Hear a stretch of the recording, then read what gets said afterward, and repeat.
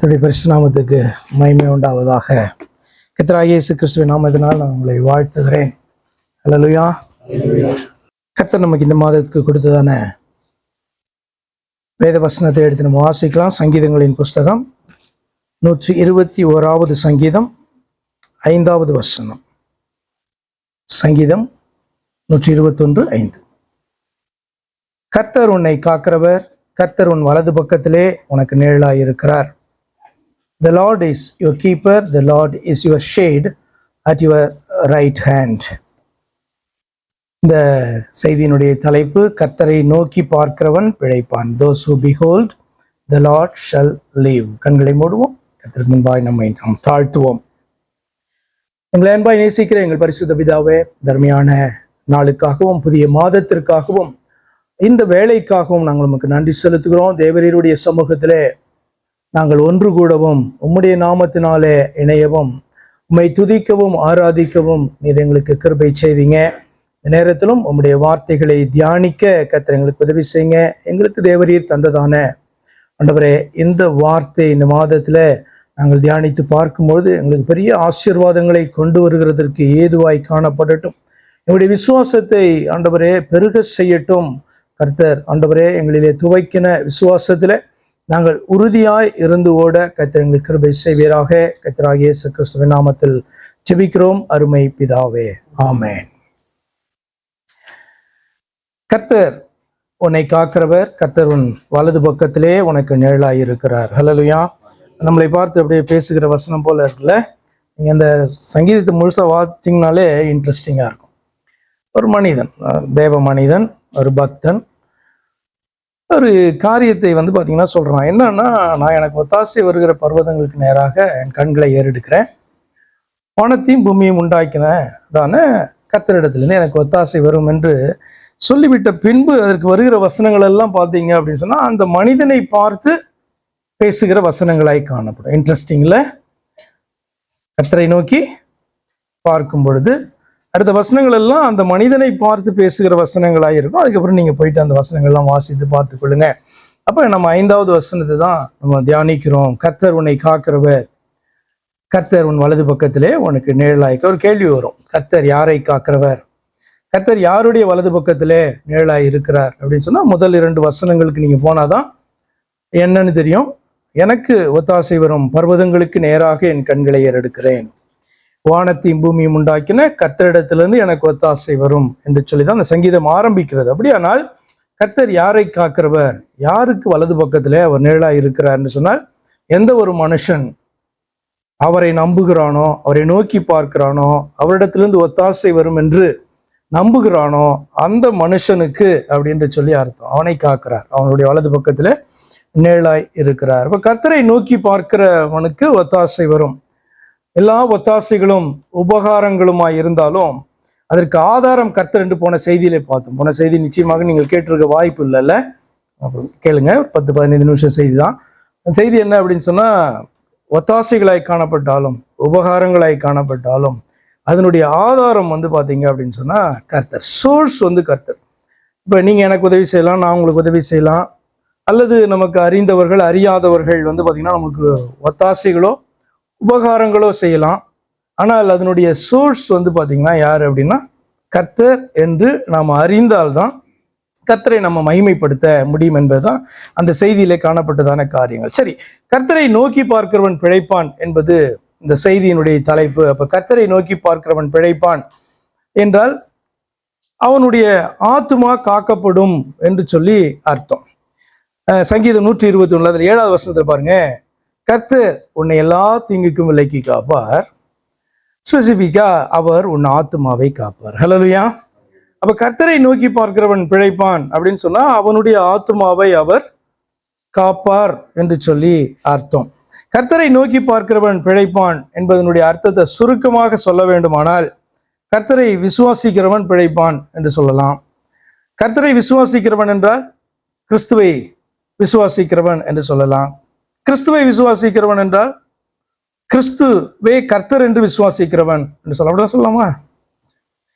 கிறிஸ்துவை கர்த்தர் என்று விசுவாசிக்கிறவன் என்றால் கிறிஸ்து இயேசு ஒருவரே தேவன் என்று விசுவாசித்து அறிக்கை செய்கிறவன் என்று சொல்லலாம். இது வந்து சுருக்கமா சொல்றது அப்படின்னா நீங்க அறிந்திருக்கிறீங்க.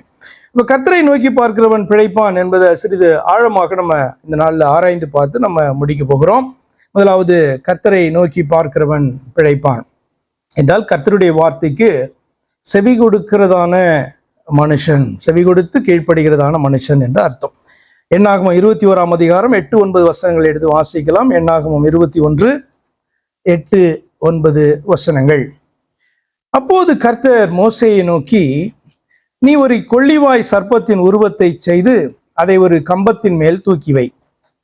கடிபட்டவன் எவனோ அவன் அதை நோக்கி பார்த்தால் பிழைப்பான் என்றார்.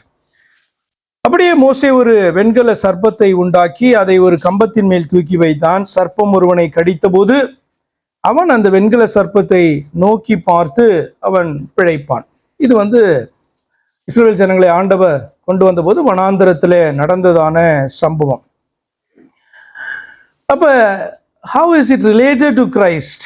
இது வந்து கிறிஸ்துவோடு கூட சம்பந்தப்பட்டதான ஒரு காரியம் என்று நம்ம யோவான் புஸ்தகத்தை வாசிக்கும் பொழுது நாம் இதை அறிந்து கொள்ளுகிறோம். யோவான் 3ஆம் அதிகாரம் 13-14 வசனங்களில இந்த காரியத்தை ரிலேட் பண்ணி பேசுகிறதான ஒரு காரியம் வந்து பார்த்தீங்கன்னா அந்த இடத்துல உண்டு. அதுல ஆண்டவர் பேசுறாங்க, பரலோகத்திலிருந்து இறங்கினவரும் பரலோகத்திலே இருக்கிறவருமான மனுஷ குமாரனே அல்லாமல் பரலோகத்துக்கு ஏறினவன் ஒருவனும் இல்லை. சர்ப்பமானது மோசேயினால் வனாந்திரத்திலே உயர்த்தப்பட்டது போல மனுஷகுமாரனும் தன்னை விசுவாசிக்கிறவன் எவனோ அவன் கெட்டு போகாமல் நித்திய ஜீவனை அடையும்படிக்கு உயர்த்தப்பட வேண்டும் என்று சொல்லி தன்னுடைய மரணத்தை, அதுவும் சிலுவை மரணத்தை குறித்து அவர் வந்து பார்த்தீங்கன்னா பேசுகிறார். அப்ப இதை எப்படி ஏன் ரிலேட் பண்ணி இப்படி பேசுகிறார் ஆண்டவர் அப்படின்னு நீங்க பார்த்தீங்க அப்படின்னு சொன்னா நிறைய காரியங்கள் இதை குறித்து நான் உங்களுக்கு பேசியிருக்கிறேன். ஒன்று, இவர்கள் ஏன் வந்து பார்த்தீங்கன்னா இவர்களை சர்ப்பம் கடித்தது வனாந்தரத்துல. இப்ப சர்ப்பம் என்று சொன்னால் பாளையத்துக்குள்ளார வந்துரும்ல, எதிர்பட்டவனெல்லாம் கடிக்குமா, இல்ல அந்த நாளில் அவருக்கு செவி கூடாத கூட்டங்களை கடிச்சிருக்குமா? எப்படி நீங்க நினைக்கிறீங்க? நீங்க இந்த வனாந்திரத்துல இந்த காரியத்தை நீங்க பார்த்து கொண்டு வரும்பொழுதெல்லாம் இவர்கள் பாவம் செய்யும் போது கர்த்தர் வாதையை அனுப்பும் பொழுது, கர்த்தர் அடிக்கும் பொழுது இத்தனை பேர் அடிக்கப்பட்டாங்க, இத்தனை பேர் இறந்து போனாங்க அப்படின்ட்டு ஒரு நம்பர்ஸ் எல்லாம் நீங்க அந்த இடத்துல பார்ப்பீங்க. அப்ப நீங்க எப்படி நினைக்கிறீங்க? ஏதாவது அப்படி ரேண்டமா வந்து அடிக்கப்பட்டார்களா, ரேண்டமா வாதிக்கப்பட்டார்களா? அப்போ வந்து பார்த்தீங்கன்னா ஒரு காரியத்தை செய்யும்போது அது வாதை நின்றது அப்படின்லாம் நம்ம வாசிக்கிறோம்ல. அப்போ அந்த நம்பர்ஸ் முடிஞ்சோன்னா வாதை நின்றது அப்படின்னு வாசிக்கிறோம். இப்போ நமக்கு அதை பார்க்கும்போது அது ரொம்ப ரேண்டமாக தான் அந்த நம்பர் இருக்கிறதை போல தோணும்.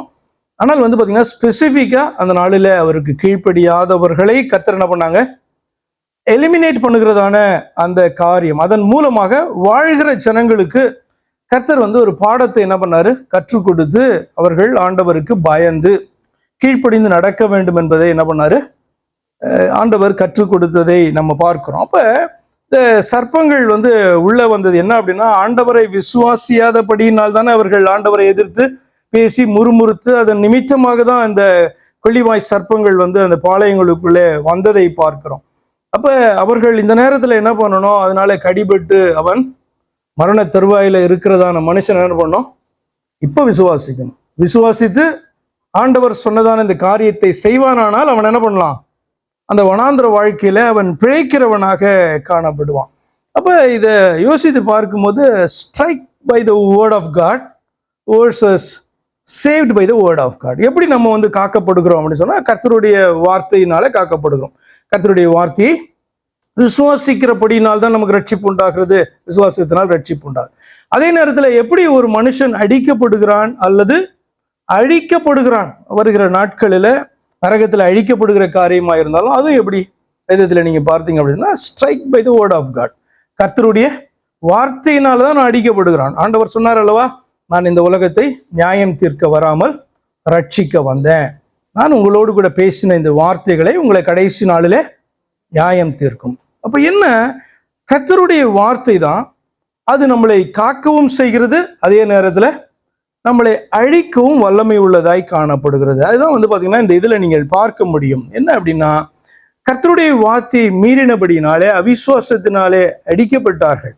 ஆனால் அதே நேரத்தில் ஆண்டவர் அவர்களுக்கு வழியை வைத்தார், மனம் திரும்பி அவருக்கு செவி கொடுக்கும் பொழுது அந்த மனுஷன் வந்து பிழைக்கிறவனாய் காணப்படுகிறான். இதான் நம்முடைய எல்லாருடைய லைஃப்லையும். நம்ம எல்லாரும் பாவம் செய்தவர்களாக தேவ மகிமையற்றவர்களாக ஆனாலும் கர்த்தர் நமக்கு ஒரு வழியை என்ன பண்றாரு, வைக்கிறார். அந்த வழியை நம்ம ஏற்றுக்கொண்டு அவரை நோக்கி பார்த்தால் என்ன பண்ண முடியும், நம்ம பிழைக்க முடியும், நம்முடைய ஆத்துமா காக்கப்படும். இதுதான் நம்ம ரட்சிப்பு என்கிறோம், நித்திய ஜீவன் என்கிறோம், தேவ பிள்ளைகளாக நம்ம மறுபடியும் பிறக்கிறோம் என்கிறோம். நிறைய டேர்ம்ஸ் வந்து அது காணப்பட்டாலும் ஒரே காரியம்தான், மனுஷன் அழிவுக்கு காரணமும் இதுதான், கர்த்தருடைய வார்த்தையை மீறுகிறது தான். சிம்பிளா சொல்லணும்னா கர்த்தருடைய வார்த்தை தான் மனிதனுடைய அழிவுக்கும் காரணமாக இருக்கிறது. அதே கர்த்தருடைய வார்த்தை தான் அந்த மனிதன் அவரை நோக்கி பார்க்கும்போது, அவரிடத்துல திரும்பும் போது அவனை காக்கவும் வல்லமை உள்ளதாக காணப்படுது. இப்ப ஆண்டவர் வந்து ஏதேன் தோட்டத்துல ஆதாமுக்கும் ஏவாளுக்கும் அவருடைய வார்த்தையை கொடுக்கலன்னா மரணம் வந்திருக்குமா? இன்னொரு ஆங்கிள் அதை சிந்திச்சு பாருங்க. ஆண்டவர் அவர்களுக்கு ஒரு வார்த்தையை கட்டளைய கொடுக்கல அப்படின்னு சொன்னா என்ன வந்திருக்காது, மரணம் என்பது வந்திருக்காது. ஏன்னா மரணத்தை குறித்த பேச்சே அங்க இல்லை இல்லையா? அப்ப கர்த்தருடைய வார்த்தையை ஆண்டவர் அவர்களுக்கு கொடுக்கிறார். அந்த வார்த்தை அவர்களை காக்கவும் முடியும். எப்பொழுது காக்க முடியும்? அந்த வார்த்தையை மீறாத போது. அதே நேரத்துல அந்த வார்த்தையை மீறும் பொழுது ஆண்டவர் சொல்றாரு, உனக்கு இது பாவமாயிருக்கும், நீ சாகவே சாவாய் என்று சொல்லுகிறார். அப்ப இதை நம்ம எப்படி பார்க்கலாம் அப்படின்னு சொன்னா, இயேசு கிறிஸ்து நம்மை ரட்சிக்கிறவராகவும் இயேசு கிறிஸ்து நம்மை அவரை ஏற்காத போது அழிக்கிறவராகவும் காணப்படுகிறார் என்பது நமக்கு புரிய வேண்டும். சரி, இப்படி பாருங்களேன். 1 யோவான் 3ஆம் அதிகாரம் 4வது வசனத்துல, பாவம் செய்கிற எவனும் நியாயப்பிரமாணத்தை மீறுகிறான், நியாயப்பிரமாணத்தை மீறுகிறதே பாவம். ரோமர் 6:23 வாசிக்கிறோம், பாவத்தின் சம்பளம் மரணம், தேவனுடைய கிருபை வரமோ நம்முடைய கர்த்தராகிய இயேசு கிறிஸ்துவினால் உண்டான நித்திய ஜீவன் என்று சொல்லி பார்க்கிறோம். அப்ப இது எப்படி வந்து கிறிஸ்டோடு கூட அல்லது கிறிஸ்டுடைய மரணத்தோடு கூட அது எப்படி நம்மளை ரட்சிக்கிறதாய் மாறுகிறது அப்படின்றத குறித்து நீங்க பார்க்கும்போது அது ஆச்சரியமாய் காணப்படுது. தேவன் எப்படி தன்னுடைய வார்த்தைகளை விசுவாசிக்கிறவர்களை, செவி கொடுக்கிறவர்களை அவர் எப்படி ரட்சிக்கிறார் என்கிற காரியம் அதற்குள் அடங்கி இருக்கிறது. அதனால்தான் நீங்க 2 கொரிந்தியர் 3:6 2வது பதில வாசிப்பீங்க, எழுத்து கொல்லுகிறது, ஆவியோ என்ன எழுத்து கொள்ளுகிறது? என்ன எழுத்து கொள்ளுகிறதுனா தேவனுடைய வார்த்தைகள் தான். நியாய பிரமாணம் எல்லாம் வந்து பாத்தீங்கன்னா மனுஷனை கொல்லுது. ஏன் அப்படின்னு சொன்னா அவன் அதை மீறும் பொழுது அந்த தண்டனையே அது கொடுக்கிறது, அது கொல்லுகிறதாய் காணப்படுது. ஆனா அந்த நியாய பிரமாணத்திற்குள் காணப்படுகிற, அதாவது அவருடைய வசனத்திற்குள் காணப்படுகிற ஆவியோ ஜீவனோ நம்ம என்ன பண்ணுது, அதை புரிந்து கொண்டு அவருக்கு செவி கொடுத்து கீழ்ப்படிந்து விசுவாசிக்கிற மனுஷனை அது உயிர்ப்பிக்கிறதாய் காணப்படுகிறது என்று வாசிக்கிறோம். அப்ப பாருங்க, அவருடைய வார்த்தையை மீறும் போது அந்த சர்ப்பங்கள் வந்து பாத்தீங்கன்னா அவர்களை கடிக்கிறது அல்லது கொல்லுகிறது. அப்படி கடிபட்டவன் ஆண்டவரை நோக்கி பார்க்கும்போது அவன் பிழைக்கிறவனாய் காணப்படுறான். இதான் ரிலேட் பண்ணி என்ன பண்றார் ஆண்டவர், எப்படி இந்த பூமியில அவர் மனிதனாக வெளிப்பட்டு தன்னுடைய சரீரத்தை நம்முடைய பாவங்களுக்காக அவர் பலியாக ஒப்பு கொடுப்பார். அதை விசுவாசிக்கிற ஒவ்வொரு மனுஷனும் பிழைப்பான் என்று சொல்லி வேதத்திலே வாசிக்கிறோம். முதல்ல என்ன பார்த்தோம், கர்த்தரை நோக்கி பார்க்கிறவன்னா செவி கொடுக்கிறவன் என்று சொல்லி அர்த்தம். செவி கொடுக்கணும்னா என்ன பண்ணணும்? அப்கோர்ஸ் விசுவாசிக்கணும், கீழ்ப்படியணும். அடுத்ததாக கர்த்தரை நோக்கி பார்க்கிறவன் பிழைப்பான் என்றால் கர்த்தருடைய வார்த்தை நம்மை நோக்கி கடந்து வருகிறது, அதை விசுவாசிக்கிறதான மனுஷனை அது குறிக்கிறது. உபாகம் 8:3 இப்படி வாசிக்கிறோம். உபாகம் 8:3, அவர் உன்னை சிறுமைப்படுத்தி உன்னை பசியினால் வருத்தி, மனுஷன் அப்பத்தினால் மாத்திரமல்ல கர்த்தருடைய வாயிலிருந்து புறப்படுகிற ஒவ்வொரு வார்த்தையினாலும் பிழைப்பான் என்பதை உனக்கு உணர்த்தும்படிக்கு நீயும் உன் பிதாக்களும் அறியாதிருந்த மன்னாவினால் உன்னை போஷித்தார். ஹல்லேலூயா. அப்ப இதுலயும் ஒரு காரியத்தை அறிந்து கொள்றீங்க. என்ன அப்படின்னு சொன்னா, எல்லாம் when everything goes well, ஒரு பிரச்சனையும் இல்லை, குறைவின்றி வாழும் போதும் ஒரு மனுஷனுக்கு என்ன தெரியணும், நம்ம வாழ்கிறதற்கு காரணமே கர்த்தர் தான் அப்படின்றது நமக்கு புரியணும். இதான் போன செய்தியில நான் சுருக்கமாய் பகிர்ந்து கொண்ட காரியம். உபகாரங்கள், அதாவது என்ன உதவிகளாய் காணப்பட்டாலும் அந்த ஒத்தாசைகள் எங்கிருந்து பாத்தீங்கன்னா நம்மை நோக்கி கடந்து வந்தாலும் அதற்கு பின்பாக காணப்படுகிறது அல்லது சோர்ஸா காணப்படுறவர் யாரு அப்படின்னு சொன்னா நம்மை உண்டாக்கின, அதான் சொல்லுகிறான் அவன், எனக்கு ஒத்தாசை வரும் பர்வதங்களுக்கு நேராக என் கண்களை ஏறெடுக்கிறேன். அது யாரு அப்படின்னு சொன்னா வானத்தையும் பூமியும் என்னை உண்டாக்கினதான, நம்ம எல்லாரையும் உண்டாக்கின அந்த கர்த்தர், அவரிடத்துலேருந்து எனக்கு ஒத்தாசை வரும் என்று அவன் சொல்லுகிறான். அப்போ இந்த வசனத்தை நீங்கள் பார்ப்பீங்க அப்படின்னா 8:3 உபாகத்தில் நம்ம வாசிக்கிறோம், மனுஷன் பார்த்தீங்கன்னா பிழைக்கிறது எதனால? கர்த்தர்னால. அது அர்த்தம் என்னன்னா கர்த்தர்னால. இப்போ டெய்லி அவங்களுக்கு மண்ணா, 40 வருஷம் மண்ணா பெய்யுதா? அவங்க என்ன பண்ணக்கூடாது, இந்த மண்ணாவினாலதான் நான் வாழ்கிறேன் என்று சொல்லி மண்ணாவை என்ன பண்ணக்கூடாது, நம்பிடக்கூடாது. பரலோகத்திலிருந்து கொடுக்கப்பட்ட மண்ணாதான், ஆண்டவர் அவர்களுக்காக பிரத்யேகமாக கொடுத்ததான மண்ணாதான். ஆனால் அந்த மண்ணாவை பொழிய பண்ணினதான அந்த தேவன் மேல அவர்கள் விசுவாசம் வைக்கிறவர்களாய் காணப்படும். ஏன்னு சொன்னா அந்த மண்ணா எப்ப வேணாலும் ஆண்டவர் என்ன பண்ணுவாரு, நிறுத்துவார். அதனாலதான் கத்துக் கொடுக்குறாரு, மனுஷன் அப்பத்தினாலே மாத்திரம் அல்ல. நம்ம பாத்தீங்கன்னா நம்ம டெய்லி சாப்பிட்றதான சாப்பாட்டுனாலதான் நம்ம ஜீவிக்கிறோம். நம்ம 2 நாள் பட்னி போட்டா என்ன பண்ணுவோம், ஐயோ உயிர் போதே, கத்துவமா கத்த மாட்டோமா? ஏன்னா நமக்கு மெயினா தெரிகிறது என்ன, இந்த ஆகாரத்தினாலதான் நம்ம சாப்பிட்றோம், வாழ்கிறோம், தண்ணீர்னால்தான் வாழ்கிறோம், காற்றுனால்தான் வாழ்கிறோம் என்பது நாம் அறிந்திருக்கிறதான மேலோட்டமான காரியங்கள். ஆனா இதெல்லாம் ப்ரொவைட் பண்ணுகிறதான ஒரு தேவன் உண்டு அல்லவா? அதான் பாத்தீங்கன்னா சோர்ஸ் அப்படின்னு சொல்லி அர்த்தம். அதனால ஆதாரம் என்றது அறிய வேண்டும். அப்ப அதுதான் ஆண்டவர் கற்றுக் கொடுத்தார் இஸ்ரவேல் ஜனங்களுக்கும். மனுஷன் அப்பத்தினாலே மாத்திரமல்ல, கர்த்தருடைய வாயிலிருந்து புறப்படுகிற ஒவ்வொரு வார்த்தையினாலும் அவன் பிழைப்பான் என்பதை உணர்த்தும்படிக்கு கர்த்தர் என்ன பண்ணாராம், அவர்களுக்கு இந்த காரியத்தை அவர் செய்தார் என்று சொல்லி நம்ம வாசிக்கிறோம். அப்படி ஆனால் கர்த்தரை நோக்கி பார்க்கிறவன் பிழைப்பான் அப்படின்னா, இரண்டாவது அவரிடத்துல இருந்து வருகிற வார்த்தையை ஏன்னா விசுவாசிச்சாதானே அதுக்கப்புறம் கீழ்ப்படுதல். புரியுது அவங்களுக்கு? விசுவாசிக்கிறதான மனிதனை அது குறிக்கிறது. மூன்றாவதாக கர்த்தரை நோக்கி பார்க்கிறவன் பிழைப்பான் என்றால் ஆத்தும ரட்சிப்புக்காக கர்த்தரை மட்டுமே நம்புகிறவன். அல்லேலூயா. ஆத்தும ரட்சிப்புக்காக மனுஷன் என்ன பண்ணலாம், என்ன வேணா செய்வான்ல. ஆத்தும ரட்சிப்பு அப்படின்றதுக்காக, அதாவது இப்படி சொல்லலாமே, ஒரு மனுஷன் சொர்க்கத்துக்கு, மோட்சத்துக்கு, நாம சொல்லுகிறபடி பரலோகத்துக்கு போக வேண்டும், அல்லது எனக்கு 200 வாழ்வு வேணும், இந்த உலகத்தை விட்டு கடந்து போன பிறகு எனக்கு 200 வாழ்வு வேணும், மறுமை, திரும்படியும் பிறக்கணும் அப்படின்னு எல்லா ரிலீஜியனும் பேசுகிறது அல்லவா? அப்ப இந்த ஒரு வாஞ்சை மனுஷனுக்கு காணப்படும் பொழுது அவன் என்ன சொன்னாலும் என்ன பண்ணுவான், இப்படிப்பட்ட ஒரு பயம் காணப்படுதுன்னு வச்சுக்கோங்களேன்.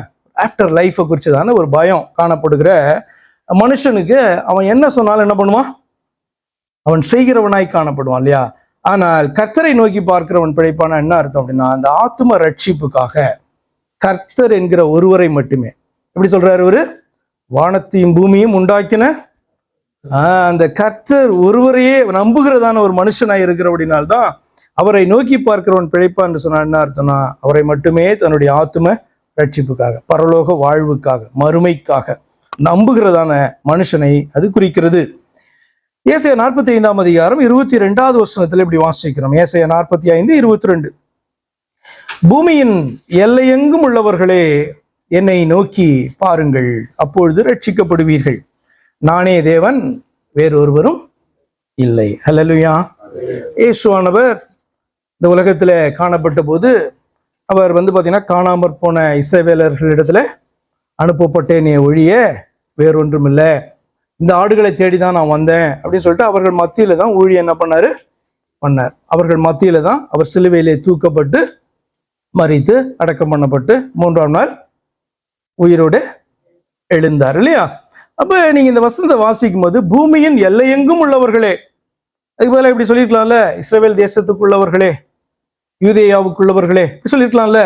அப்படி அல்ல, பூமி எங்கும் உள்ளவர்களே. இந்த பூமியில எந்த இடத்துல ஒரு மனுஷன் காணப்பட்டாலும் அவன் தன்னை உண்டாக்கினதான கர்த்தர் என்கிற தெய்வத்தை அவன் தேடும் பொழுது, அவரை நோக்கி பார்க்கும் பொழுது வேதம் சொல்லுகிறது, நீங்கள் ரட்சிக்கப்படுவீர்கள், நானே தேவன், வேறொருவரும் இல்லை. என்ன ஒரு நம்பிக்கையோடு கூட நோக்கி பார்க்கணும், அல்லது நோக்கி பார்த்து அறிந்து கொண்டு என்ன நம்பணும், என்ன நம்பிக்கையோடு நோக்கி பார்க்கணும், ரட்சிக்கப்படுவதற்கு இதுதான் வழி என்கிற நம்பிக்கையோடு நோக்கி பார்க்கணும். அவரை நோக்கி பார்த்து அறிந்து கொண்டால் என்ன நம்பணும், இந்த மனுஷன் சொல்ற மாதிரி வானத்தையும் பூமியும் உண்டாக்கின கர்த்தரிடத்திலிருந்து எனக்கு ஒத்தாசை வரும் என்று சொல்லுகிறான் அல்லவா? அப்ப அவரை நோக்கி பார்த்தால் அவரை அன்றி வேறொரு தேவன் இல்லை என்று நம்ப வேண்டும். ஏசாயா 45 சொல்ல, ரட்சிக்கப்பட விரும்பி நீ பூமியில எங்கு காணப்பட்டாலும் சரி என்னை தேடு. என்னை நோக்கி பாருன்னா என்ன அர்த்தம், என்னை தேடு, என்னை நீ கண்டடைவாய், அதாவது நீ என்னை ரட்சிக்கப்படுவாய். என்ன நம்ப வேண்டும் நீ, நானே தேவன், வேறொருவரும் வேறொரு தேவன் இல்லை. இந்த இயேசுவானவரை அன்றி, இந்த சிலுவையிலே தூக்கப்பட்டதான, நமக்காக இறங்கி வந்து தன்னையே ஒப்பு கொடுத்ததான இயேசுவானவரை அன்றி வேறொரு தேவன் இல்லை என்று சொல்லி அவன் நம்புவானானால், அவனை குறித்து வேதம் சொல்லுகிறது, அவன் ஆண்டவரை நோக்கி பார்த்து அவன் அறிந்து கொண்டான், அவர் யார் என்பதை கண்டடைந்தான், அந்த மனுஷன் ரட்சிக்கப்படுவான் என்று தீர்க்க தரிசன வார்த்தை சொல்லுகிறதை நீங்கள் பார்ப்பீர்கள். கர்த்தரை நோக்கி பார்க்க மறுக்கிறவன், அது அப்படின்னா என்ன அர்த்தம்? கர்த்தரை நோக்கி பார்க்க மறுக்கிறவன் அப்படின்னு சொன்னா சத்தியத்தை நோக்கி பார்க்க மறுக்கிறோம். இப்போ நம்ம கர்த்தரை நோக்கி பார்க்கிறவன் பிழைப்பான், நோக்கி பார்க்கிறவன் பிழைப்பான் அப்படின்னா எப்படி நோக்கி பார்ப்பீங்க? நோக்கி பார்க்கறதுனா எப்படி நினைக்கிறீங்க நீங்க? ஸோ அன்றைக்காவது அவர்களுக்கு பாளையம் காணப்பட்டது, அங்க வந்து ஒரு கம்பின் மேல பெண்களை சர்ப்பம் தூக்கப்பட்டது, எங்க இருந்தாலும் பாத்தீங்கன்னா தெரியும், ஏன்னா பல கிலோமீட்டர்ஸா இருக்க போகுது இல்லையே. இப்ப இன்னைக்கு கர்த்தரை நோக்கி பார்ப்ப, கர்த்தரை நோக்கி பார்ப்ப அப்படின்னு தீர்க்கதரிசனத்துல வாசிக்கிறோம். நம்ம வந்து பாத்தீங்கன்னா புதிய ஏற்பாட்டிலையும் வாசிக்கிறோம். கர்த்தரை நோக்கி பார்க்கிறதுனா என்ன? கர்த்தரை எங்க போய் நோக்கி பார்ப்பீங்க? ஏன்னா வேதம் தெளிவாய் சொல்கிறது, கர்த்தரை நோக்கி பார்க்கிறவன் மட்டும்தான் என்ன பண்ண முடியும்? பிழைக்க முடியும். அவன் பூமியில எங்க இருந்தாலும் என்ன பண்ணலாம்? அவரை நோக்கி பார்க்கலாம். கர்த்தரை நோக்கி பார்க்கிறது என்று சொன்னால் அவர் தந்ததான வேத வார்த்தைகளிலே அவரை தேடி அறிந்து கொள்வது என்று சொல்லியார். இப்போ ஒரு அப்போஸ்தலர் மூலமாக கர்த்தர் என்ன பண்ணாரு? தன்னை குறித்து அறிவிக்க சொன்னார். நான் உயிரோடு எழுந்திருக்கிறேன், நான் உயிரோடு இருக்கிறேன் என்பதை காண்பித்து போய் அறிவிக்க சொன்னார். அவர்கள் போய் என்ன அறிவிப்பாங்க? அவரை போட்டோ எடுத்துட்டு போனாங்களா? சாட்சியை அறிவிக்கிறனா என்ன அர்த்தம்? இயேசு கிறிஸ்துவை குறித்து சொல்லி அவர் என்ன செய்தார் என்பதை சொல்லி நாங்கள் அவருக்கு சாட்சியாய் இருக்கிறோம். அவர் மரித்ததை நாங்கள் கண்டோம், உயிரோடு எழுந்ததையும் நாங்கள் கண்டோம், எங்களிடத்துல பேசினதற்கு நாங்கள் தான் சாட்சி, திரும்பவும் இந்த பூமியில அவர் நியாயம் தீர்க்க வரப்போகிறார் என்றதை சாட்சியா என்ன பண்ணாங்க? அறிவித்தார்கள். ஆடியோவா ரெக்கார்ட் பண்ணிட்டும் போல, வீடியோவும் எடுக்கல, போட்டோவும் எடுத்துட்டு போல, அந்த செய்தி, அந்த வார்த்தை வந்து பாத்தீங்கன்னா அவர்களை நோக்கி சுவிசேஷமாய் கடந்து போனது, சத்தியம் போனது. அப்ப இந்த சத்தியத்தை கேட்டு என்ன பண்ணாங்க? அவர்கள் விசுவாசித்தார்கள். அப்படின்னா அவரை நோக்கி பார்த்தார்கள் என்று அர்த்தம். நோக்கி பார்த்து ரட்சிக்கப்பட்டார்கள். அதற்கு பின்பு நமக்கு அது எழுதப்பட்டு இருக்கிறது. நாம இன்னைக்கு நோக்கி பார்க்கறதுன்னு அர்த்தம் எங்கும் அங்கும் அல்ல, இந்த வேதத்திலே அவரை நோக்கி பார்க்க வேண்டும். அந்த சத்தியத்தை அறிந்து விசுவாசிக்கிறவர்கள் என்ன பண்றாங்க? அவர்கள் ரட்சிப்படைகிறார்கள் என்று சொல்லி நம்ம 34 சங்கீதத்தில் நீங்க வாப்பீங்க. அவர்கள் அவரை நோக்கி பார்த்து பிரகாசம் அடைந்தார் அப்படின்னு அர்த்தம், ரட்சிக்கப்பட்டாங்கன்னு அர்த்தம். அவரை யார் என்பதை அறிந்து நோக்கி பார்த்தால் அவர்கள் பிரகாசம் அடைந்தார்கள் என்று சொல்லி எழுதப்பட்டு இருக்கிறது. அப்ப கர்த்தரை நோக்கி பார்க்க மறுக்கிறவன் என்றால் அதனுடைய அர்த்தம், சத்தியம் எத்தனை முறை சொல்லப்பட்டாலும், எத்தனை புத்தகங்கள் இதில் எழுதப்பட்டிருந்தாலும், பாத்தீங்கன்னா இதுல சுவிசேஷம் எழுதியிருக்கா இல்லையா? 66 புத்தகத்திலும் நீங்க சுவிசேஷத்தை பார்க்கலாம். இயேசு கிறிஸ்துவை 66 புத்தகங்களிலும் பார்க்கலாம். நமக்கு கிடைச்சிருக்க புக்கு 66, அத்தனைக்குள்ளேயும் நீங்க என்ன பண்ணலாம்? அவரை பார்க்கலாம். அப்ப எத்தனை முறை சத்தியம் வந்து பாத்தீங்கன்னா இந்த வேதத்துல எழுதப்பட்டாலும், அது எத்தனை முறை பிரசங்கிக்கப்பட்டாலும், அதை வந்து பாத்தீங்கன்னா ஒரு மனுஷன் ஏற்க மறுக்கிறான்னு சொன்னால் அவன் கர்த்தரை நோக்கி பார்க்க மறுக்கிறவன் என்று அர்த்தம். ஒரு வசனத்தை வாசிக்கிறோம். ஆபகுக் 2:4 எப்படி வாசிக்கிறோம்? ஆபகுக் 2:4. இதோ அகங்காரியா இருக்கிறானே, அவனுடைய ஆத்துமா அவனுக்குள் செம்மையானது அல்ல, தன் விசுவாசத்தினாலே நீதிமான் பிழைப்பான். அகங்காரியா இருக்கிறானே, அவனுடைய ஆத்துமா அவனுக்குள் செம்மையானது அல்ல. கெட்டு போன ஆத்துமாவா இருக்கு. எல்லாருடைய ஆத்துமா அப்படிதான் காணப்பட்டது. ஆனால் நம்முடைய ஆத்துமாவை ஆண்டவர் என்ன பண்ணாரு? மீட்டார், அல்லது அதற்கான கிரியத்தை செலுத்தி இருக்கிறார். அதை நம்ம விசுவாசிக்கிறோம். ஆனபடினாலே அவர் நம்மளை சுத்திகரித்து இருக்கிறார். அதை நம்புறோம். அப்ப அகங்காரியா இருக்கிறானே அப்படின்னா என்ன அர்த்தம்? நம்ம அகங்காரின்னா என்ன சொல்லுவோம்? அதுக்கு நிறைய டெஃபினிஷன்ஸ் எல்லாம் நம்ம சொல்லுவோம்ல. அகங்காரியா இருக்கிறான்னா என்ன அர்த்தம் அப்படின்னா சத்தியத்தை ஏற்க மறுக்கிறான், கர்த்தரை நோக்கி பார்க்க மறுக்கிறான். ஆண்டவர் சொல்றாரு, என்ன நோக்கி பார், நீ பிழைப்பாய், உன்னுடைய ஆத்துமா பிழைக்கும் அப்படின்னு ஆண்டவர் சொல்றாரு. அவனும் அவரை நோக்கி பார்க்க அல்லது அந்த வார்த்தையை ஏற்க மறுக்கிறபடினாலே அவனை குறித்து வேதம் சொல்லுகிறது, அவன் அகங்காரியா இருக்கிறான். ஆனபடினாலே அவனுடைய ஆத்துமா அவனுக்குள்ளே செம்மையானதல்ல. ஏன்னா தன் விசுவாசத்தினாலே நீதிமான் பிழைப்பான் என்று எழுதப்பட்டிருக்கு. 4வது, கர்த்தரை நோக்கி பார்க்கிறவன் பிழைப்பான் என்றால் கர்த்தருடைய நியாயத்தையும் நீதியையும் செய்கிறவன் என்று அர்த்தம். நீங்க எசேக்கியேல் புத்தகத்துல போய் வாசித்தீங்கன்னா நிறைய இடத்துல நிறைய வசனங்கள் இதை குறித்து காணப்படும். என்னன்னா கர்த்தருடைய நீதியையும் நியாயத்தையும் செய்கிறவன் பிழைப்பான் அப்படி இருக்கும். சில வசனங்களை நான் உங்களுக்கு வாசிக்கிறேன். எசேக்கியேல் 18:9, என் கட்டளைகளின்படி நடந்து என் நியாயங்களை கைக்கொண்டு உண்மையாய் இருப்பானாகில் அவனே நீதிமான், அவன் பிழைக்கவே பிழைப்பான் என்று கர்த்தராகிய ஆண்டவர் சொல்கிறார். நான் அவனோடு கூட பேசின அல்லது நான் அவனுக்கு கொடுத்த கட்டளைகளின்படி நடந்து என் நியாயத்தை கைக்கொண்டு அதுல உண்மையாய் இருக்கிறதான மனுஷனை கண்டால் அவனே நீதிமான், அவன் பிழைக்கவே பிழைப்பான் என்று கர்த்தராகிய ஆண்டவர் சொல்கிறார். சரி, கர்த்தருடைய நியாயத்தையும் நீதியையும் செய்கிறவன் என்றால் என்ன அர்த்தம் அப்படின்னு சொன்னா, கர்த்தரிடத்துல மனம் திரும்புகிறேன். நீங்க ரொம்ப எல்லாம் பயங்கரமா அதை திங்க் பண்ணாதீங்க, நான் உங்களுக்கு எக்ஸ்பிளைன் பண்றேன். கர்த்தருடைய நீதியையும் நியாயத்தையும் செய்கிறதான மனுஷன் நீதிமான், அவனே நீதிமான் அப்படி சொல்லப்பட்டிருக்கு. அவன் பிழைக்கவே பிழைப்பான்னு சொல்லப்பட்டிருக்கு. அப்ப கர்த்தருடைய நியாயத்தையும் நீதியும் செய்கிறவன்னா என்ன அர்த்தம்னா, கர்த்தரிடத்துல மனம் திரும்புகிற மனிதனை அது குறிக்கிறது. எசேக்கியேல் 33:19, அதுக்கப்புறம் 20-22, 28வது வசனம், இதெல்லாம் நான் வாசிக்கிறேன் பாருங்க உங்களுக்கு. எசேக்கியேல் 33:19, துன்மார்க்கன் தன் அக்கிரமத்தை விட்டு திரும்பி நீதியும் நியாயம் செய்தால் அவன் அவைகளால் பிழைப்பான். அப்ப நீதியையும் நியாயத்தையும் செய்கிறதற்கு என்ன பண்ணணும்?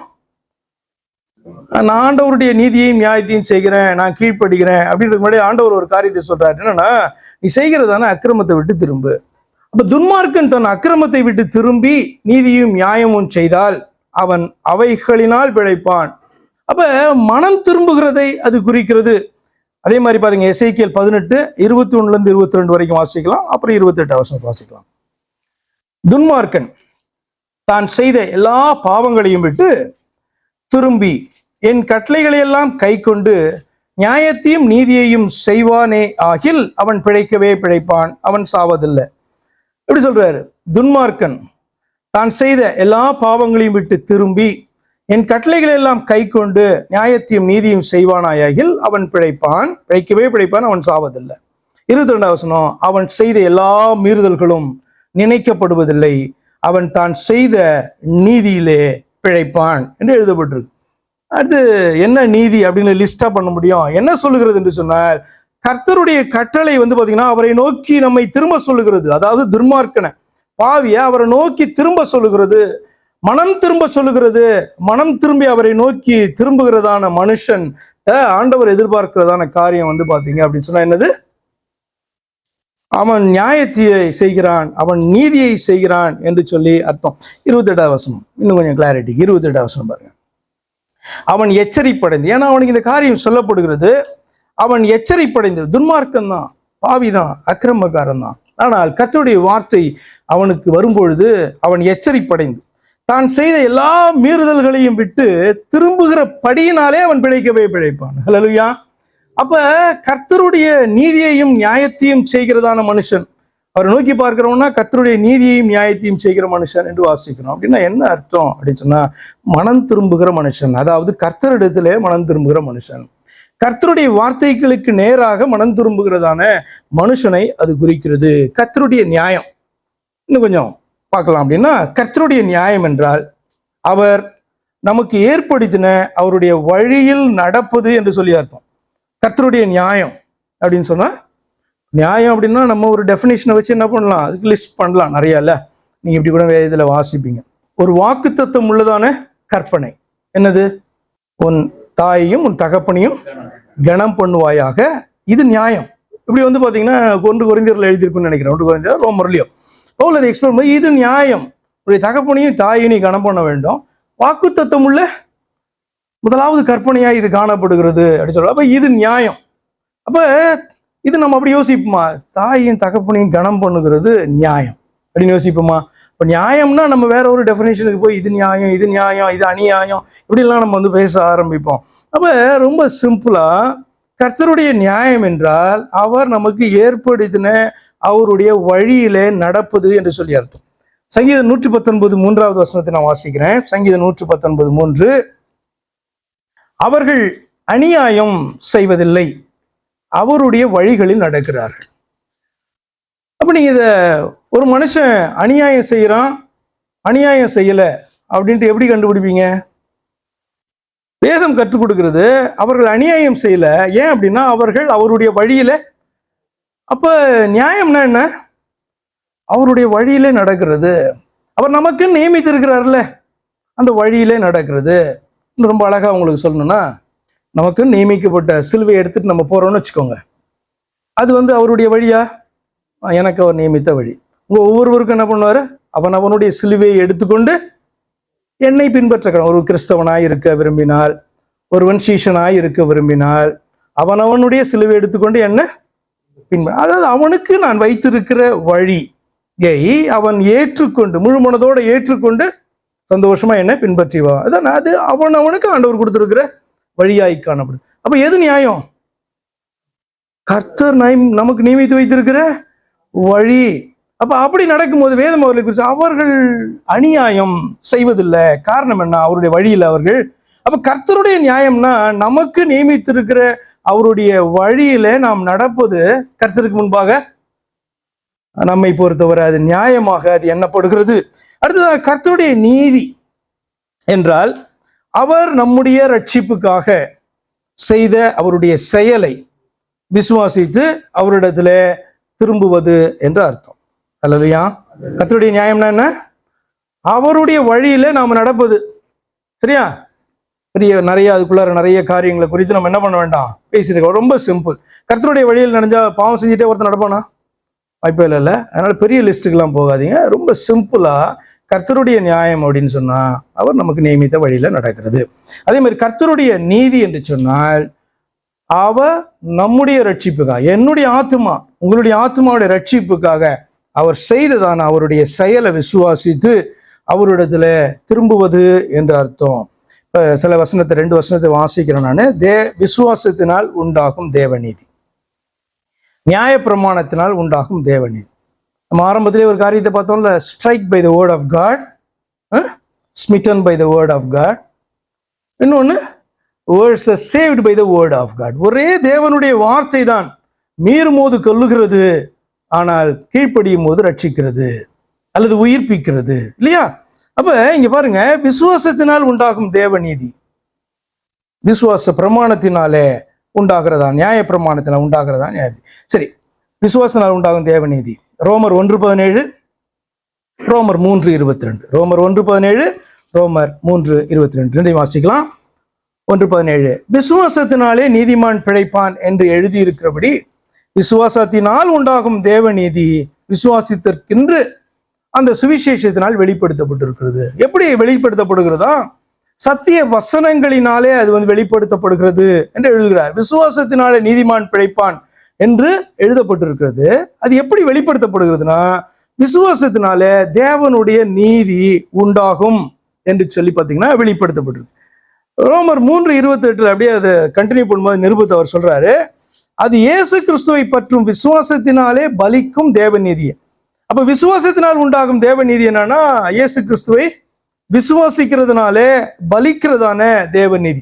அதனால ஆரம்பத்துல சொன்ன சுருக்கமா சொல்லணும்னா எப்படி சொல்லலாம்? இவர் எப்படி சொல்றாரு? வானத்தையும் பூமியும் உண்டாக்கின கர்த்தரிடத்திலிருந்து எனக்கு ஒத்தாசை வரும். அப்படி என்று சொன்னால் கர்த்தர் யார் என்று அறிந்து நீங்க வேதத்தை வாசிக்கும் போது வேதம் சொல்லுகிறது கிறிஸ்து இயேசுவே கர்த்தர் என்று சொல்லுகிறது. அப்படியே தொடர்ந்து வாசிங்கன்னா கர்த்தரே தேவன் என்று சொல்லுகிறது. அவரே சொல்றாரு, என்னை நோக்கி பாருங்க பிழைப்பீங்க, நீங்க ரட்சிக்கப்படுவீங்க, நானே தேவன் வேறொருவரும் இல்லை. என்னை நோக்கி பார்த்து நீங்க கண்டுபிடிச்சிட்டீங்கன்னா வேற தேவனை நீங்க என்ன பண்ணக்கூடாது, எங்கேயுமே மலையில இங்க அங்கெல்லாம் என்ன பண்ணக்கூடாது, தேவனை தேடக்கூடாது. நீங்க இயேசு கிறிஸ்துவை தேவன் என்று கண்டுபிடிச்சிட்டா வேறொரு தேவன் நோக்கி நீங்கள் போகவே வேண்டாம், அலையவே வேண்டாம். அதனால வேதம் நம்ம கற்றுக் கொடுக்கிறது அது சிம்பிளா சொல்லும் போது. விரிவா பார்க்கும்போது இந்த காரியங்களை பார்த்து கொண்டு வருகிறோம். அப்ப விசுவாசத்தினால் உண்டாகும் தேவநீதினா, தேவன் இந்த பூமியிலே மனிதனாக வெளிப்பட்டு நமக்காக ஒரு கிரியை செய்தார் அல்லவா, அந்த கிரியை நம்பி விசுவாசித்து நம்மை அவர் நோக்கி திருப்புவதுதான், நம்மை அவருக்கு ஒப்பு கொடுக்கிறது தான் பாத்தீங்கன்னா விசுவாசத்தினாலே உண்டாகிற தேவநீதி. நியாய பிரமாணத்துல உண்டாகிற தேவநீதினா என்ன?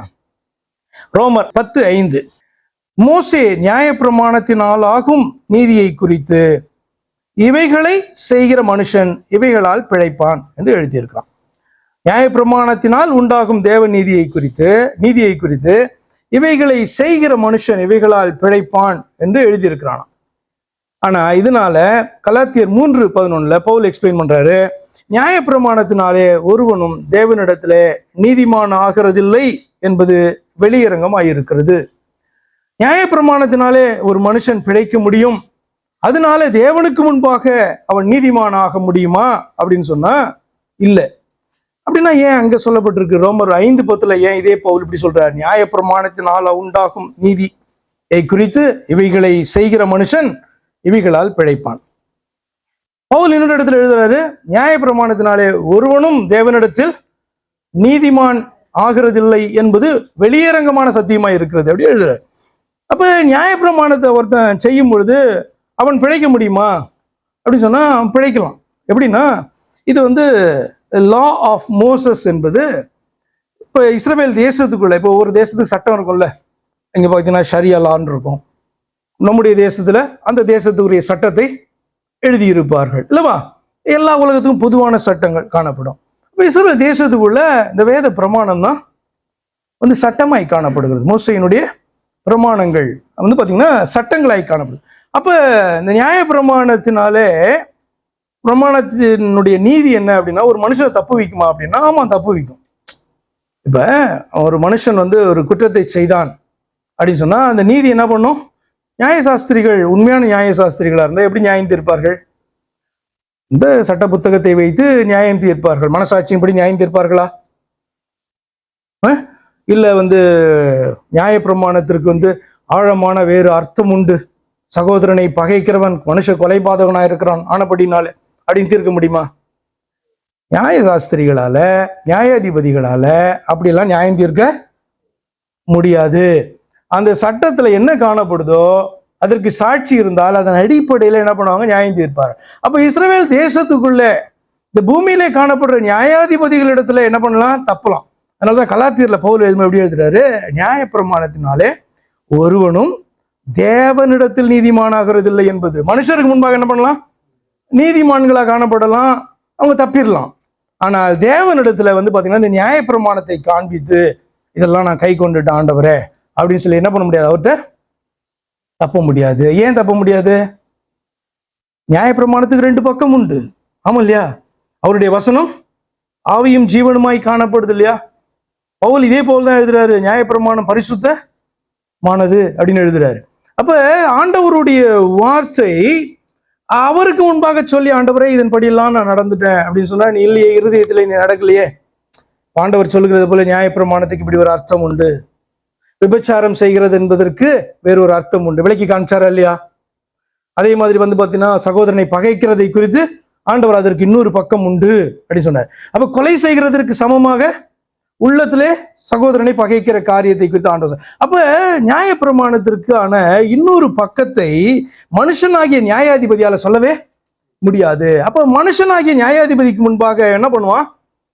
இந்த நியாயப்பிரமாணத்தின் படியெல்லாம் செய்ததான மனுஷன் என்ன பண்ணுவான்? தப்பி விடுவான். ஆனால் தேவனுக்கு முன்பாக அவருடைய நியாயப்பிரமாணத்தை காண்பித்தே என்ன பண்ண முடியாது? தப்ப முடியாது. ஆனா அப்படினால அவர் எழுதுறாரு, நியாயப்பிரமாணத்தினாலே ஒருவனும் தேவனிடத்தில் நீதிமான் ஆகிறது இல்லை என்பது காரியம் வெளியரங்கமாக இருக்குது. ஏன்னா விசுவாசத்தினால நீதிமான் பிழைப்பான்னு எழுதியிருக்க, இல்லைன்னா அந்த வார்த்தை எழுத வேணாமே. நியாயப்பிரமாணத்தினாலே ஒரு மனுஷன் பிழைக்க முடியும் என்றால் விசுவாசத்தினாலே பிழைப்பான் என்று தேவன் சொல்ல வேண்டிய அவசியம் கிடையாது என்று சொல்லி எழுதுறார். அப்படியானால் விசுவாசத்தினாலே உண்டாகிறதான தேவநீதி நியாயப்பிரமாணத்தினாலே உண்டாகிற தேவநீதி. அப்ப நியாயப்பிரமாணம் என்ன பண்ணும்? நியாயப்பிரமாணம் நம்மை கொல்லும். அதுக்கு வேற என்ன பண்ணாது? ஒண்ணு கிறிஸ்துவை நோக்கி காண்பிக்கும், உனக்கு நல்லா புரிஞ்சதுன்னா.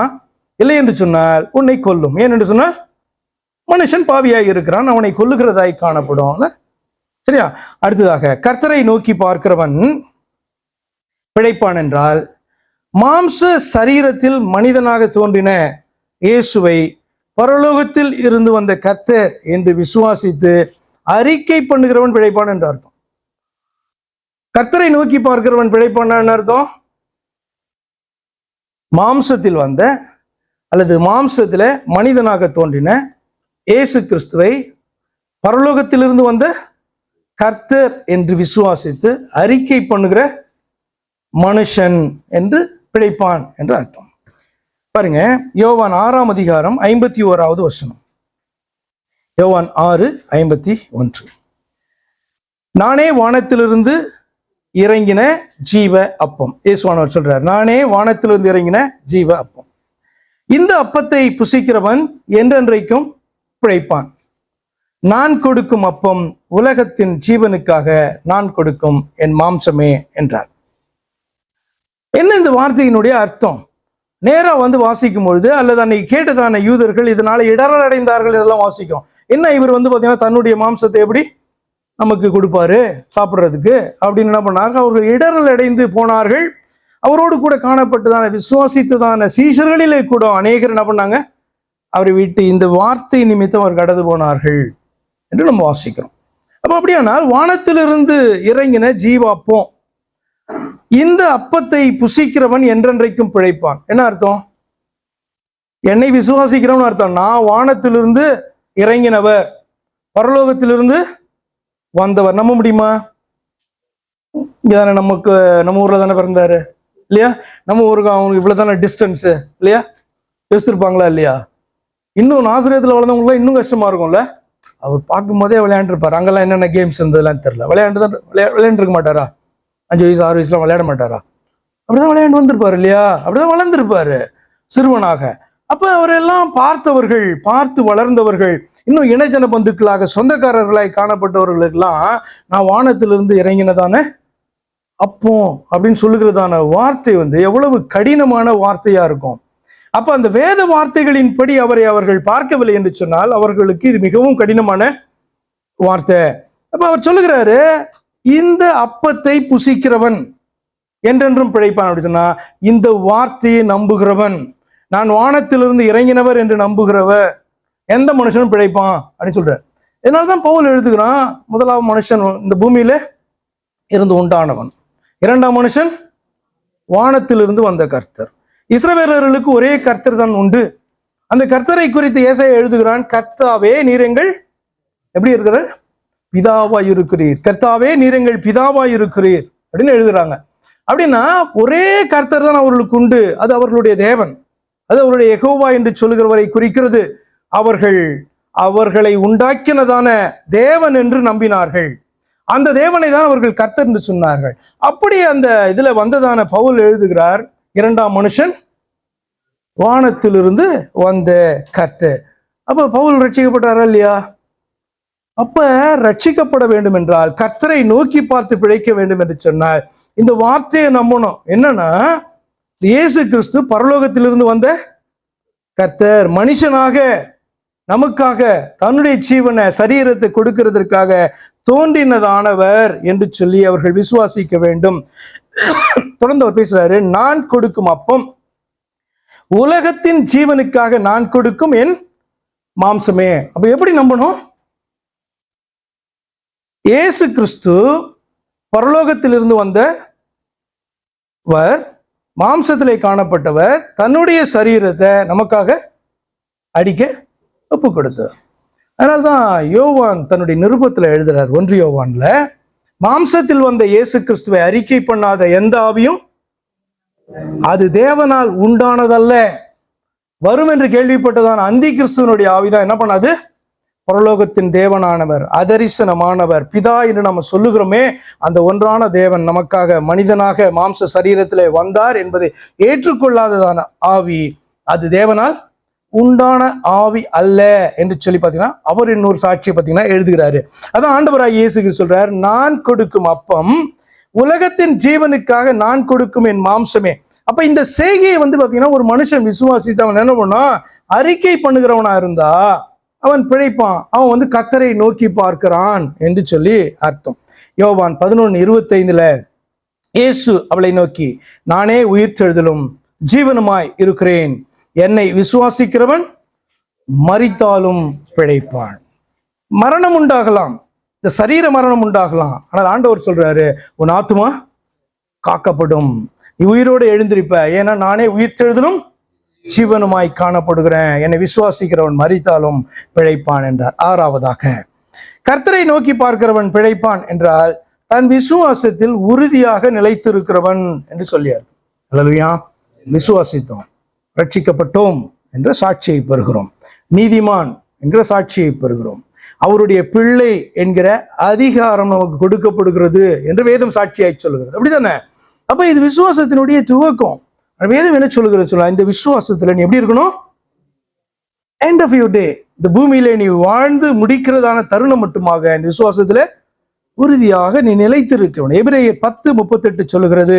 எபிரேயர் 10:38, விசுவாசத்தினாலே நீதிமான் பிழைப்பான், பின்வாங்கி போவானே ஆனால் அவன் மேல் என் ஆத்துமா பிரியமாயிராது என்று. ஏன் இப்படி எழுதணும்?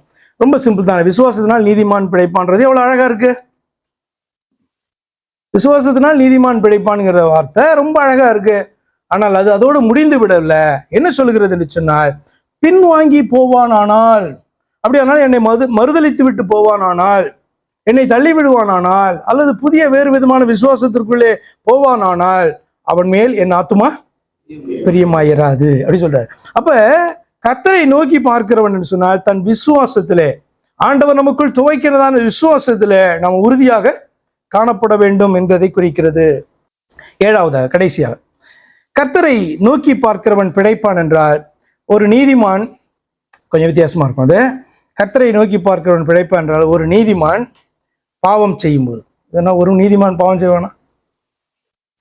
கர்த்தரை நோக்கி பார்க்கிறவன் பிழைப்பான் என்றால், ஒரு நீதிமான் பாவம் செய்யும்போது அவனை எச்சரிக்கவும் அவன் மனம் திரும்பினால் அவனை மன்னிக்கவும் கடமைப்பட்டதான அதாவது இன்னொரு நீதிமான் என்ற அர்த்தம். வசனத்தை வாசிக்கிற பாருங்க. எசேக்கியேல் 3:21, நீதிமான் பாவம் செய்யாதபடிக்கு நீ நீதிமானை எச்சரித்த பின்பு அவன் பாவம் செய்யாவிட்டால் அவன் பிழைக்கவே பிழைப்பான். அவன் எச்சரிக்கப்பட்டான், நீயும் உன் ஆத்துமாவை தப்புவித்தாய் என்றார். வித்தியாசமான ஒரு ஸ்டேட்மெண்ட், நல்ல கவனிங்க. நீதிமான் பாவம் செய்யாதபடிக்கு, ஒரு நீதிமான் பாவம் செய்கிறது நீங்க என்ன பண்றீங்க? பார்க்குறீங்க, அல்லது பாவம் செய்ய விளைகிறதை நீங்கள் பார்க்கிறீர்கள். அப்ப நீங்க ஒரு நீதிமானாய் காணப்பட்டா உங்க மேல ஒரு பெரிய கடமை விழுகிறது. அதாவது என்ன கடமை அப்படின்றா, உங்க ஆத்மாவும் அட் ரிஸ்க்னு அர்த்தம். நல்ல கவனிங்க. இதை நீதிமான் பாவம் செய்யாதபடிக்கு நீதிமானை எச்சரித்த பின்பு அவன் பாவம் செய்யாவிட்டால் அவன் பிழைப்பான். அவன் எச்சரிக்கப்பட்டான், நீயும் உன் ஆத்துமாவை தப்புவித்தாய். அப்படின்னா அர்த்தம், நீதிமான் வழி விலகுகிறதை, அவன் பாவம் செய்ய விழைகிறதை அல்லது பாவம் செய்ய போறத நீ பார்த்துட்டு அமைதியா இருந்தா உன்னுடைய ஆத்மா ரிஸ்க்னு அர்த்தம். உன்னுடைய ஆத்மா பாவத்துக்குள்ளாக போகிறது என்று அர்த்தம். திரும்ப ரிப்பீட் பண்றேன், நல்லா கவனிங்க, வித்தியாசமா இருக்கும். நீதிமான் பாவம் செய்யாதபடிக்கு நீ நீதிமானை எச்சரித்த பின்பு அவன் பாவம் செய்யாவிட்டால் அவன் பிழைக்கவே பிழைப்பான். பாவம் செஞ்சா பிழைக்க மாட்டான் இல்லையா? ஏன்னா அவனை எச்சரிக்கிறதான காரியத்தை நீ செஞ்சுட்ட. நீயும் உன் ஆத்மாவை தப்புவித்தாய். எதற்காக நாம நம்முடைய ஆத்மாவை தப்புவித்தாய் அப்படின்னு ஆண்டவர் சொல்றாருன்னா, பாவம் செய்யறான் அப்படின்னு தெரியுது. இது பாத்தீங்கன்னா ரோல் ஆஃப் சர்ச், சபை மேல விழுந்ததான கடமை. எதற்காக சபையில எப்பயுமே எல்லாம் அப்படியே ரொம்ப ஆறுதலும் தேறுதலுமான இனிமையான செய்திகளை கொடுக்காம, ஏன் எல்லாம் மிக்ஸ்டா சபையிலேருந்து வரும்? அல்லது வேதத்தை தான் நீ வாசித்தீங்கன்னா ஏன் அப்படி மிக்ஸ்டா இருக்கு? வேதத்துல நம்மை தேற்றுகிற வார்த்தைகள் இல்லையா? ஆசீர்வதிக்கிற வார்த்தைகள் இல்லையா? இவ்வளோ இருக்குல்ல. அதே நேரத்துல நம்ம எச்சரிக்கிறதான, கடிந்து கொள்ளுகிறதான வார்த்தைகள் வேதத்துல இல்லையா? எல்லாம் மிக்ஸ் தானே. ஏன்னா மனுஷன் மிக்ஸ்டு. இந்த நேரத்துல எப்படி இருப்பான், இன்னொரு நேரத்துல அப்படி இருப்பான். நீதிமான் தான் வேதம் சொல்லுகிறது. நீதிமான் பாவம் செய்யாதபடிக்கு இன்னொரு நீதிமானை எச்சரித்த பின்பு அவன் பாவம் செய்யாவிட்டால் அவன் பிழைக்கவே பிழைப்பான். அவன் எச்சரிக்கப்பட்டான், நீயும் உன் ஆத்துமாவை. அப்போ இது சொல்லுகிறது, அவனை நேர்வழிப்படுத்துகிறது அல்லது அவனை எச்சரிக்கிறது ரட்சிக்கப்பட்டதான நீதிமானுடைய ஒரு கடமையாக அது காணப்படுகிறது. அதனால சொன்ன ரோல் ஆஃப் சர்ச், அல்லது it is also a duty of a believer on another believer. இப்போ உங்களுக்கும் எனக்கும் நிறைய கனெக்ஷன்ஸ் காணப்படலாம் இல்லையா? ரிலேஷன்ஷிப்ஸ் காணப்படலாம், நிறைய முறைகள் காணப்படலாம், உறவு முறைகள் இல்லையா?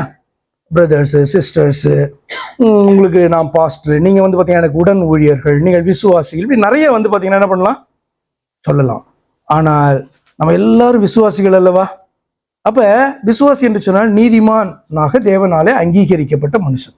அப்போ நீதிமானாய் காணப்படுகிற ஒரு மனுஷன் பாவம் செய்யாதபடிக்கு அவனை எச்சரிக்கணும். எப்போ எச்சரிப்பீங்க? ஷியோரா அவன் பார்த்தீங்கன்னா பாவம் செய்கிறான், பாவம் செய்ய பக்கத்துக்கு போகிறான் அப்படின்னு சொன்னால் அவனை எச்சரிக்கிறது, தடுத்துலாம் நிறுத்த முடியாது, எச்சரிக்கலாம். எச்சரித்தா அவன் அதுக்கு கீழ்ப்படிஞ்சான். ஏன்னா அது கர்த்தருடைய வார்த்தை. அதற்கு கீழ்ப்படிந்தான் என்று சொன்னால் அவன் என்ன பண்ணுறான்? பிழைக்கவே பிழைப்பான்னு சொல்றாரு. அப்படின்னா அவன் பாவம் செய்யணும்னா தேவனை நோக்கி பார்க்காம வேற பக்கம் திரும்பணும். நீ தேவ பக்கம் திரும்பு அப்படின்னு சொல்லுகிறது தான் பாத்தீங்கன்னா அவனை அழைக்கிறதான காரியம், எச்சரிக்கிறதான காரியம். அப்படி எச்சரிக்கப்பட்டாச்சுன்னா நீ உன்னுடைய ஆத்மாவை என்ன பண்ணிட்ட, நீ செய்ய வேண்டிய கடமையை நீ செஞ்சுட்ட அப்படின்னு சொல்றாரு. அப்ப இந்த ஒரு 7 காரியங்களை பார்த்தோம். சுருக்கமாக ஒன்னொன்னா சொல்ல முடியுமா? கர்த்தரை நோக்கி பார்க்கிறதுனா அவருக்கு செவி கொடுக்கிறதான காரியம். 2வது, கர்த்தரை நோக்கி பார்க்கிறதுனா அவருடைய வார்த்தையை விசுவாசிக்கிறதான காரியம். கர்த்தரை நோக்கி பார்க்கிறதுனா நம்முடைய ஆத்தும ரட்சிப்புக்காக அவரை மட்டுமே நம்புகிறதான காரியம். ஏன்னா ஆத்தும ரட்சிப்பு யாராலையும் உண்டாகவே முடியாது இல்லையா? சரி, அடுத்ததாக 4வதாக கர்த்தரை நோக்கி பார்க்கிற பிழைப்பான்னு சொன்னால் கர்த்தருடைய நீதியையும் நியாயத்தையும். அப்ப கர்த்தருடைய நீதி நியாயம்னா என்னன்னு நமக்கு தெரியணும் இல்லையா? அது நான் எக்ஸ்பிளைன் பண்ணிட்டேன் உங்களுக்கு. 5வதாக கர்த்தரை நோக்கி பார்க்கிறவன் சொன்னால் பவுலை போல, அந்த யோவான் நிருபத்துல எழுதுறது போல, பரலோகத்தினுடைய தேவன் என்ன ரட்சிக்க மாம்ச சரீரத்துல மனிதனாக வெளிப்பட்டார் என்று விசுவாசித்து அதை அறிக்கை பண்ணுகிறதான காரியம். நிறைய பேருக்கு விசுவாசிக்க முடியும், அறிக்கை பண்ண முடியாது. பயமா இருக்கும்ல, வேற மாதிரி நினைச்சிட போறாங்க. அவங்க இப்படி தேவனை விசுவாசிக்கலையே, ஆனப்படினால் எப்படி அறிக்கை பண்ண முடியும் அப்படி என்ன பண்ணுவோம், யோசிக்கிறவர்களாய் காணப்படும். அதெல்லாம் கடந்து வந்தாச்சு, இனி அப்படி யோசிக்கவே கூடாது. இயேசு கிறிஸ்துவை குறித்த சாட்சி தெளிவாக வேதத்தின் அடிப்படையில சொல்லுகிறவர்களாக காணப்பட வேண்டும். ஆனபடினாலே கர்த்தரை நோக்கி பார்க்கிறவன் பிழைப்பா என்றால் மாம்ச சரீரத்திலே மனிதனாக தோன்றின இயேசுவை பரலோகத்தினுடைய தேவனாகிய கர்த்தர், அல்லது பரலோகத்துல இருக்கிற இயேசு கிறிஸ்துனுடைய சாட்சி அப்படித்தானே காணப்பட்டது. எப்படி காணப்பட்டுச்சு? பரலோகத்துல இருக்கிறவரும் பரலோகத்திலிருந்து இறங்கினவருமான மனுஷகுமாரன், பரலோகத்துல இருந்து கொண்டே பூமியிலே மனுஷனாக இறங்கி நிற்கிறதான மனுஷகுமாரன். அப்ப பரலோகத்துல இருக்கிறதான நம்முடைய தேவனாகிய பிதா நம்மை ரட்சிக்க மனுஷனாக மாம்ச சரீரத்திலே வெளிப்பட்டார். இது அவரால் கூடும் என்று சொல்லி விசுவாசித்து ஏற்றுக்கொண்டு அறிக்கை பண்ணுகிறதான மனுஷன் கர்த்தரை நோக்கி பார்க்கிறான், அவன் பிழைப்பான் என்று சொல்லியாரு. 6வதாக கர்த்தரை நோக்கி பார்க்கிறான் பிழைப்பான்னா விசுவாசத்துல, நான் விசுவாசின்னு சொல்றது இல்ல, விசுவாசத்துல உறுதியாக காணப்படுகிறதான காரியத்தை குறிக்கிறது. கர்த்தரை நோக்கி பார்க்கிறான் பிழைப்பான் என்றால் ஒரு நீதிமான், நம்மளும் நீதிமான், அவனும் நீதிமான், அவன் பிரதர்.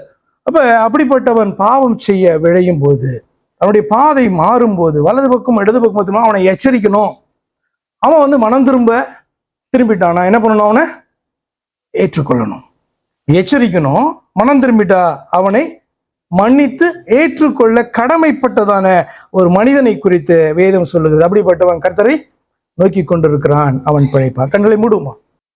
எங்களை அன்பாய் நேசிக்கிற எங்கள் பரிசுத்த பிதாவே, இந்த வேத வாக்கியங்களை எழுதினதான மனுஷன் அவனுடைய இருதயத்திலே ஏவுதலை கொடுத்து, ஆண்டவரே உம்மை நோக்கி பார்க்கிறதான மனுஷன் எப்படி அவன் பிழைப்பான் என்கிறதான காரியத்தை கர்த்தர் நீர் விளக்கினபடினால் அவனுக்கு கொடுத்ததான வாக்குத்தத்தங்களுக்காக நாங்கள் நன்றி செலுத்துறோம். கர்த்தாவே, அவனுடைய ஆத்மாவை நீ காக்கிற தேவனாய் இருக்கிறேன்.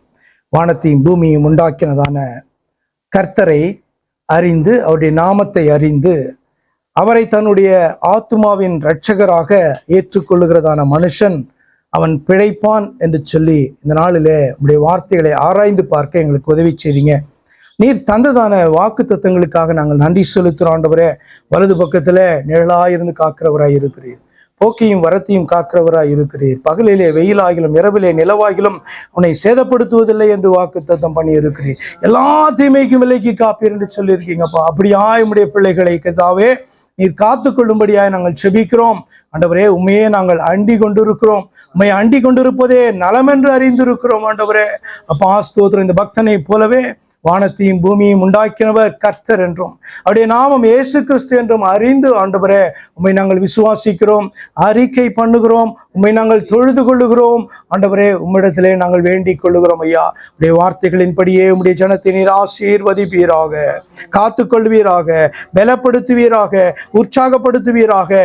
கர்த்தரை நோக்கி பார்க்கிற மனுஷன் விதமாய் பிழைப்பான் என்று சொன்னபடியே, அவனுடைய ஆத்துமா பிழைக்கும் என்று சொன்னபடியே ஆண்டவரே நம்முடைய பிள்ளைகளை ஆசீர்வதிக்கும்படியா நான் செபிக்கிறேன். கர்த்தராகிய இயேசு கிறிஸ்து நாம் செபிக்கிறேன். அருமை பிதாவே, ஆமென். என் ஆத்துமாவே கர்த்தரை ஸ்தோத்திரி, உம்முடைய பரிசுத்த நாமத்தை ஸ்தோத்திரி. என் ஆத்துமாவே கர்த்தரை ஸ்தோத்திரி, கர்த்தர் செய்த சகல உபகாரங்களையும் மறவாதே. ஆமென். கர்த்தராகிய இயேசு கிறிஸ்துவினுடைய கிருபையும் நம்முடைய தேவனாகிய அவருடைய அன்பும் அவருடைய பரிசுத்த ஆவியின் ஐக்கியமும் இன்று வேண்டும் சதா காலங்களிலும் உங்கள் அனைவரோடும் கூட இருப்பதாக. ஆமென்.